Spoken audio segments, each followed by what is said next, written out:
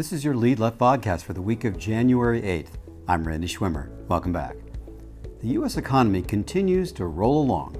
December's labor report showed 261,000 new jobs, a big uptick from the 173,000 number in November.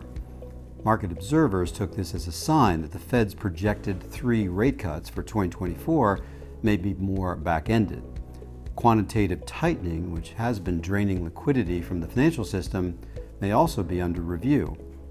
In June 2006, the federal funds rate rose to 5.25%, the highest level for the benchmark since early 2001 before the dot-com bubble burst. That ushered in over a decade of generations low rates, a period that finally ended in March of 2022.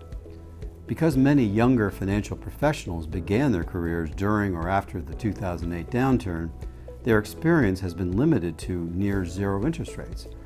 That leads to a false sense of confidence in the ability of more leveraged borrowers to withstand significantly higher rates and a potential recession.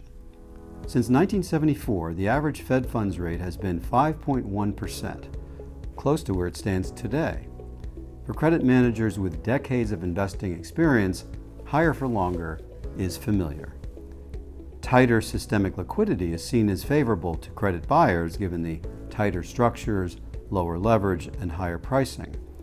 It also puts a damper on frothy markets.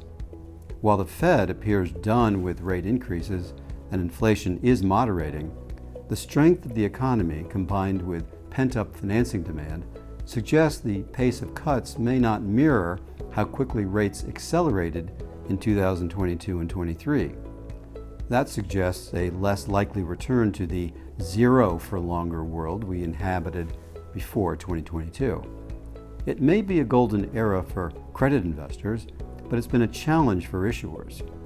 With interest rates easing, we expect a more forgiving financing environment for private equity sponsors. Considering the depressed levels of M&A during 2023, realizations have been slower for LPs.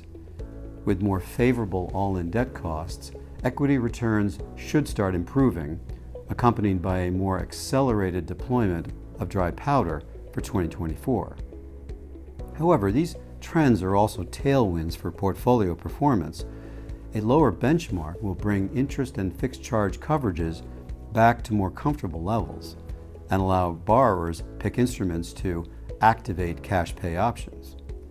It's hard to see beyond the next 6 months or so, but we don't expect the Fed to wring out every last basis point of inflation to achieve a perfect 2% CPI landing. We could then be in for a more balanced economy with rates closer to old averages. Instead of a golden era in private credit, we could arrive at a more new normal that benefits both borrowers and investors. Think of it as the Goldilocks era for the asset class. Reporting from the not too hot, not too cold department at the Lead Left, this is Randy Schwimmer, wishing you and your families a safe and healthy week.